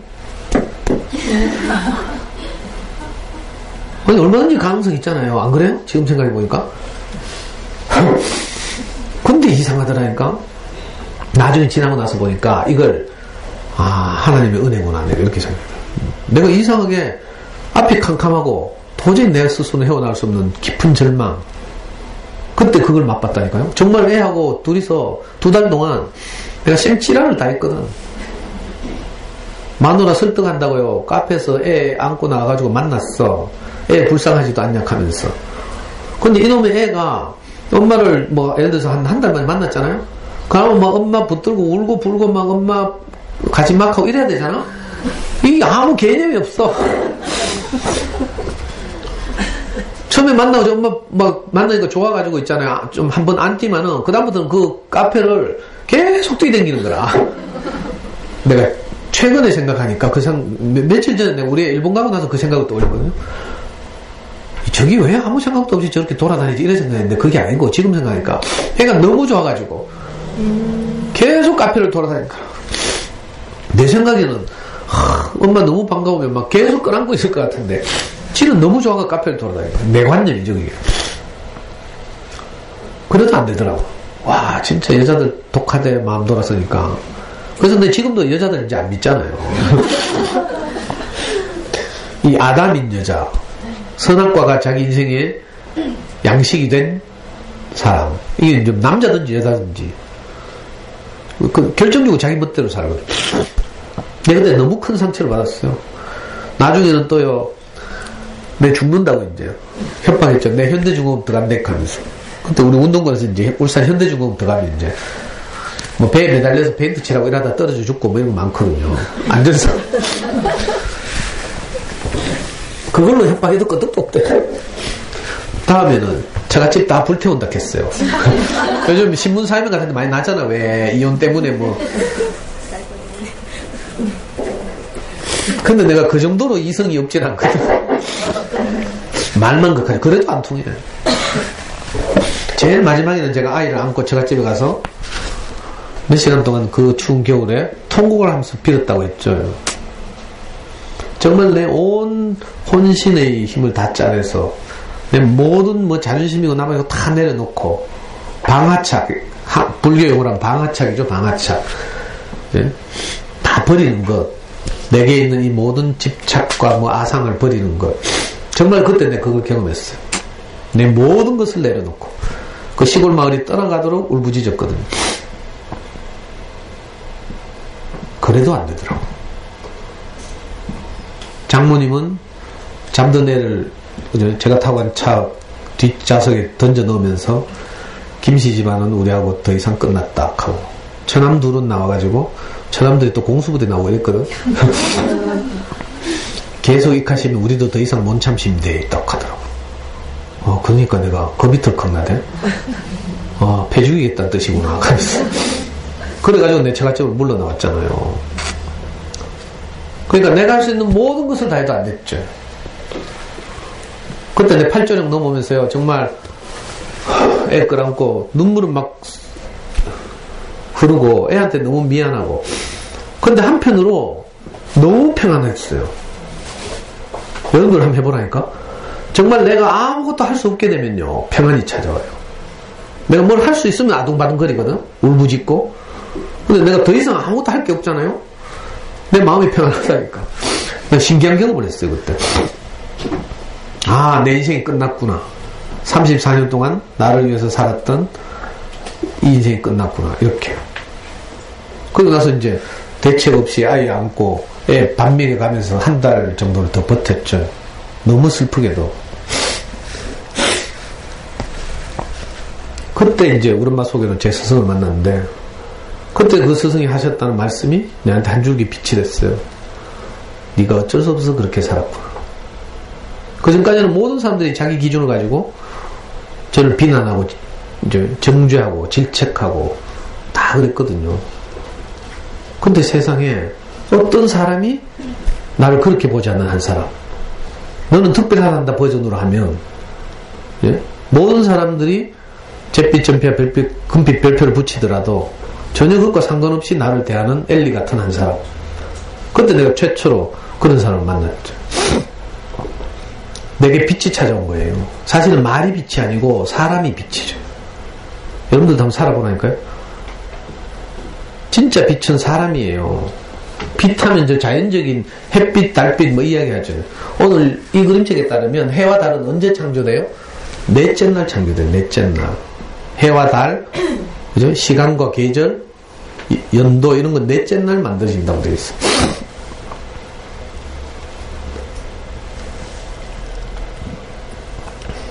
그러니까 사실은 이 세상의 시작은 표면적으로는 저 바깥 세계의 시작인 것처럼 묘사하고 있지만 내용은 뭐예요? 모세 자신의 시작을 말하고 있는 거예요. 객관적인 우주도 있지만 주관적인 우주도 있어요. 내가 잠들면 우주도 사라져요. 잠자보라니까? 우주도 없다니까. 아침에 눈을 뜨면 또 새로운 우주가 시작되죠. 그건 잘 알아요. 객관적인 것도 물론 있어요. 바깥에 보면 미국 객관적으로 존재하잖아요. 그렇지만 또 주관적인 내 세계도 있다니까. 어쩌면 이 성경의 천지창조 이야기는 진화론에 대척되는 그런 것을 주장하려고 쓰여진 책이 아니에요. 내 인생의 회복, 내 인생의 새로운 시작, 이걸 말하려고 쓴 책이거든요. 제가 시간이 없어서 이거 다 말씀드릴 수 없는데, 여기서 출발하는 거죠. 내 인생의 새로운 시작은 먼저 내가 두통 물에 덮여 있고 아무것도 할 수 없는 그런 상황인 사람의 새로운 시작, 이걸 말하는 거죠. 아직 나는 내가 제일 잘 나가? 이런 사람들은 새로운 시작이 필요 없잖아요. 잘하고 있으니까. 많은 여기 계신 어머니들도 자기가 잘하고 있다고 생각하면 그냥 계속 하시면 되고요. 혹시라도 하다가 내가 앞이 캄캄해지면, 내 길이 막히면, 저처럼, 그러면 이제 강의 들어오시면 돼요.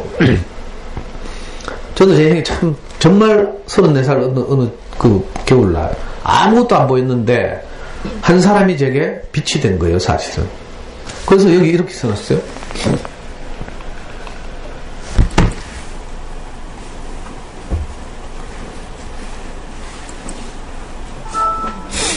자, 봐요. 밑에 문단. 이윽고 하나님께서는 빛이 있으라고 말씀하셨지. 그러자 빛이 생겼단다. 하나님은 그 빛을 어둠으로부터 나누내어 낮이라 부르시고 남은 어둠을 밤이라 부르셨어. 이렇게 해서 저녁이 되고 아침이 와 첫째 날이 지나갔단다. 이게 인생의 첫째 날이죠, 사실은. 자, 빛이 있으라 하니까 빛이 있었대요. 이 문장을 그대로 하면 하나님이 빛이 있으라 이렇게 외쳤겠죠. 영화 같은데 뭐 그거 나오거든요. 이 기독교 영화 같은 거 개봉해서 보면 진짜 막 돌비 사운드 돌비 입체 스테레오 사운드로 하늘에서 하나님이 흉내를 못 내겠네. 근엄한 목소리로 빛이 있으라 하거든. 영화는 그렇게 이제 표면적인 것만 보고. 그러니까 사람들은 이렇게 생각할 때 하나님이 빛이 있으라고 구하면 저러니까 진짜 뭐 빛이 생기고 뭐 땅이 있으라 하니까 땅이 생기고 이렇게 생각해요. 그렇지 않고요. 우리가 경험해보면 금방 알죠. 빛이 있으라고 말씀하시니까 빛이 있었다. 이 말은 무슨 말인가 하면, 어떤 말을 내가 계속 듣다 보면요, 내 안에 빛이 창조돼요. 꼭 빛이 있으라는 말이 아니죠. 여러 가지 다양한 말을 하는데 그 모든 말들의 결론이 내게 빛이 되는 거라. 저는 제 스승의 말을 계속 듣다 보니까 그 모든 말이 내게 빛이 됐어요. 그래서 그 말을 내 발의 등처럼 삼아서 어두운 밤길을 걸어가는 거죠. 주의 말씀은 내 발의 등입니다. 이런 고백이 있어요. 이게 무슨 말이겠어요? 밤에 어두울 때, 그죠? 왜 등불 들고 가잖아요. 근데 발 앞에 빛이 있으면 다 보이죠? 그래서 어떤 말은 내가 밤길을 걷는데 마치 내 발에 등이 있는 것처럼 이렇게 밝다는 거예요. 그러니까 뭐 광 한번 질렀다고 빛이 생기는 게 아니고요. 이상하게 어떤 사람이 내게 빛이 되는데 왜 그런가 하면 그 사람의 삶이, 그 사람의 태도가, 그 사람이 나를 대하는 진정성이, 이런 게 내게 빛이 되는 거죠. 그래서 나도 저렇게 살면 되겠구나. 이렇게 처음엔 잘 모르지만 한 줄기 희망이 내게 생겨요. 저는 그 34살 그때 앞이 캄캄하고 아무것도 몰랐는데 정말 썩은 새끼주자도 있으면 내가 이게 붙잡고 싶어가지고 내가 오죽 답답하면 하나님한테 기도했겠어. 내가 오히려 교회나 성당 잘 다니는 새내기들을 꼬셔가지고 운동권으로 전향시키고 내가 이런 일 했거든요. 진짜로. 내가 교회에 위장 침투해가지고 그 교회 다니는 청년들한테 제가 스터디 그룹을 만들었어요. 어느 청년 노동자의 삶과 죽음 하면서. 요즘은 이제 전태일 평전이라고 나오죠. 그 책 가지고 이제 전태일의 일대기를 그 교회 다니는 젊은 노동자들 모아놓고 내가 일주일에 한 번씩 의식과 스터디를 했다니까?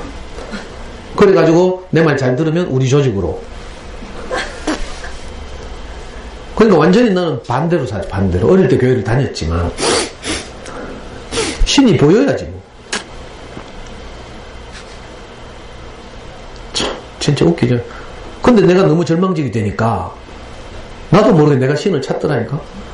하나님, 근데 제가 이렇게 엉망으로 살아가지고 굵은 동안줄은 내가 내려달라 소리를 못하겠는데 썩은 새끼줄이라도 내게 내려보내주시면 내가 그 썩은 새끼줄이라도 붙잡고 싶습니다. 내가 이렇게 기도했어.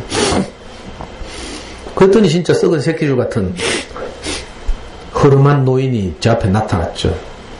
그때 생각하니까 노인이었는데 지금 생각하니까 노인이 아니었어. 지금 내 나이 또래예요. 제 스승이 저를 만났을 때 저는 34살이었고 우리 목사님은 58인가 이랬어요. 58, 59인가? 지금 80이니까. 근데 제 눈에는 뭐 허름한 촌노인이죠.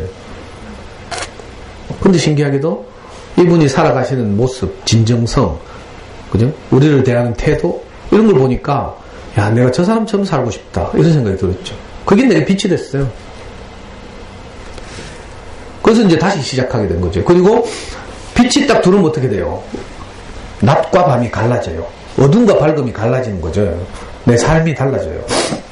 그래서 낮과 밤이 나눠졌다. 이렇게 말하죠. 신기하게도 이스라엘 사람들의 세계관은 뭔가 하면 저녁이 되고 아침이 되니 하루가 지나갔다. 이렇게 말하고 있어요. 무슨 말인지 알겠어요? 여봐요. 이렇게 해서 저녁이 되고 아침이 와 첫째 날이 지나갔단다. 이 물리적으로도 이스라엘 사람들의 세계관은 항상 저녁이 있고 그 다음 아침이 있는 거라. 잘 들어봐요. 우리 인생도요. 항상 어둠이 있고 어둠을 이기면 밝음이 찾아오는 거죠. 저도 그랬어요. 그래서 하루가 딱 지나가는 거라. 여기서 하루는 우리 물리적으로 얼마인지 몰라요. 내 인생의 새로운 시작, 새로운 하루가 시작된 거죠.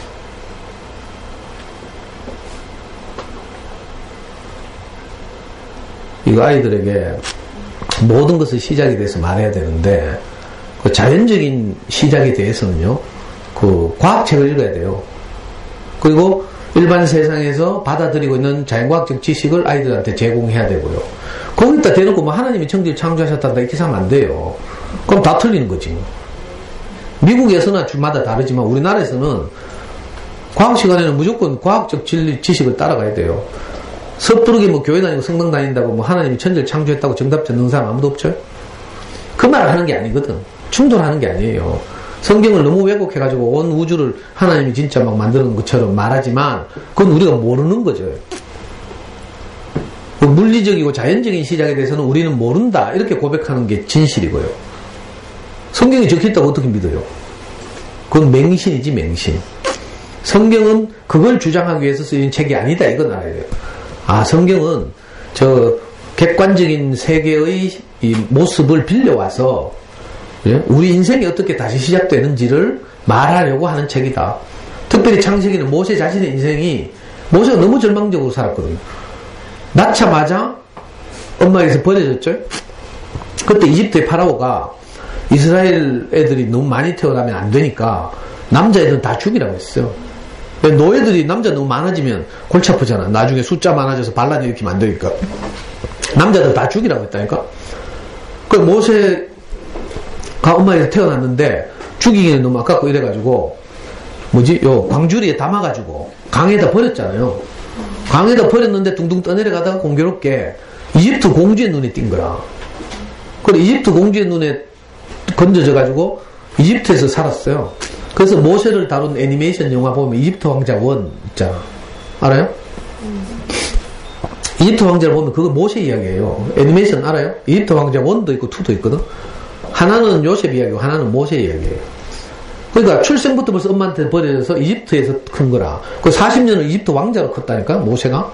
근데 자기 정체성이 이스라엘 사람인 건 알잖아. 어느 날 40이 되는 날 이스라엘 청년하고 이집트 청년하고 둘이 싸우는 걸 보고 모세가 그만 분해가지고 자기 동포들의 편을 든 거라. 그러니까 이집트 청년을 죽였어요. 때려 죽였어 돌로. 그래가지고 살인자가 돼가지고 쫓겨가지고 도망가잖아요.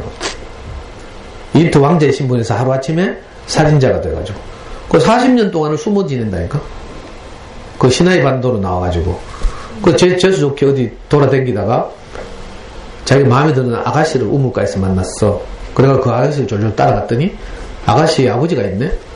자기 장인이 된 거지. 장인. 이 장인의 집에서 40년을 살았어. 그 얼마나 지옥 같은 삶을 살았겠어요. 그러니까 모세가 이렇게 지옥 같은 삶을 살다가 어느 날 새로운 인생이 시작되거든요. 이거 뭐 다 자세히 말씀드릴 수는 없지만 하여튼 제게는 이렇게 읽혔어요. 아, 내가 이런 상태였구나. 혼돈하고 공허하고 깊은 어둠. 근데 누군가가 내게 빛이 되는구나. 그리고 아이들에게도 사실 엄마들이 용기를 내서 자기 인생을 잘 이렇게 살펴봐요. 그래서 아이들한테 이런 고백을 할 수 있어야 돼요. 그래 아이들에게도 아, 사람이 소중하구나. 요즘 애들 지밖에 모르죠. 남의 말 잘 안 듣거든요. 근데 우리가 먼저 본이 돼야 되죠. 엄마도 누구 말을 듣고 산단다, 이렇게. 니도 이런 신뢰할 만한 주변에 멘토가 있었으면 좋겠다. 이런 마음으로. 할 수만 있으면 우리가 아이들의 멘토가 되는 게 최선이고요. 처음에 잘 안 될 경우에는, 예? 신뢰할 만한 누군가가 이모 삼촌이든지, 뭐, 선생님이든지 누군가가, 예? 이 멘토가 되고, 우리가 그 멘토를 보고, 빛을 보고, 이렇게 따라가는 삶을 살면, 아이들도요, 굉장히 안중돼요. 우리 아이는, 어떻게 저하고 이런 관계가 됐겠어요? 어릴 때 그렇게 살았는데도. 제가 제 스승을 따라가고 어려운 문제가 있을 때마다 의논하고 이런 모습을 아이들이 지켜보거든요. 그러니까 우리 아빠는 자기 인생을 자기 멋대로 살지 않는구나. 이런 데 대한 신뢰가 생겨요. 결정적일 때 지 멋대로 사는 건 지가 하나님이죠. 여러분들도 결정적일 때 지 멋대로 호작질 하잖아? 그러면 애들 고청하고 이제. 그러니까 진짜 어려운 문제가 생기면 한 물으러 와요. 그래가지고 내가 엄마들 설득해가지고 애들 정말 힘들어하는 거 끊어주니까 애들이 정말 좋아하더라. 그 저한테 왔다가 의도와 다르게 자기는 시키고 싶은데 끊는 거 많거든.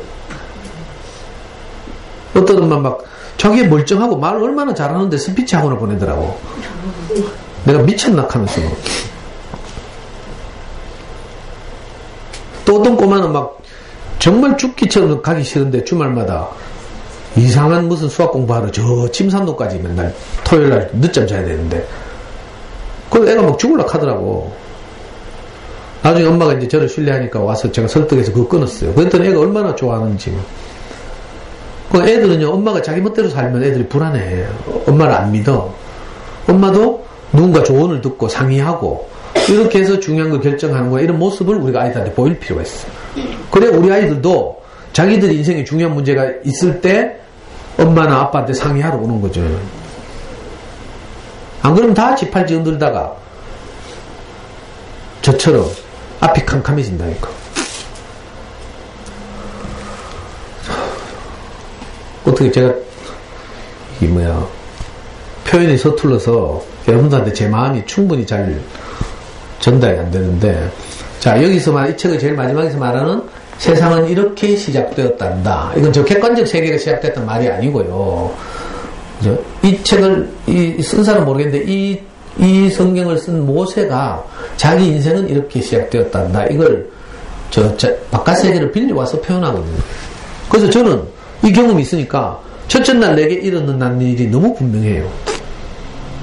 그리고 둘째 날, 셋째 날, 넷째 날 마침내 우리가 어떤 사람이 되는 줄 알아요? 여섯째 날 되면 우리가 하나님을 대신해서 우리 인생이라는 땅에 많은 풍성한 열매가 맺혀서 내게 열린 열매를 내 주위 사람들이 나눠 먹고 누리고 먹고 마시면서 행복이 나눠지는 거죠. 이게 최종적으로 어떤 사람이 되는 과정이에요. 우리가 그냥 동물적으로 생물학적으로 태어났으니까 사람이라고 부르지만 성경에서는요 그걸 사람이라고 하지 않아요. 어떤 사람을 보고 사람이라고 해요. 원래의 목적이 회복된 사람. 땅으로 말하면 물이 거쳐지고 묻이 드러나서 좋은 씨가 뿌려져서 좋은 씨에서 뭐가 자꾸 나서 풍성한 열매가 맺혀서 많은 사람들이 먹고 마시는 이런 삶이 가능해진 사람, 이걸 보고 사람이라고 하죠. 그러니까 오늘은 내가 너무 하여튼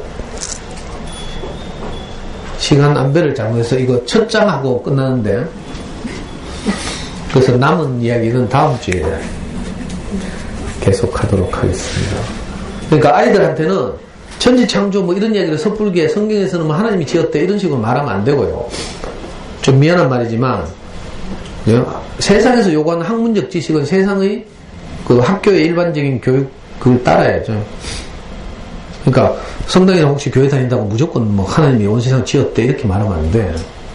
자기도 모르면서. 저도 모르는 분야거든요, 그거. 그 성경은 근데 제가 분명하게 알고 말할 수 있는 부분은 뭔가 하면, 예? 이런 표현들은 자연적이고 객관적인 세계의 시작을, 창조를 말하려고 한 것은 아니다. 그러니까 대척되지 않는다 이 말이에요. 서로 모순되지 않는다 이 말이에요. 무슨 말인지 알겠죠? 다음 주에 뵙겠습니다.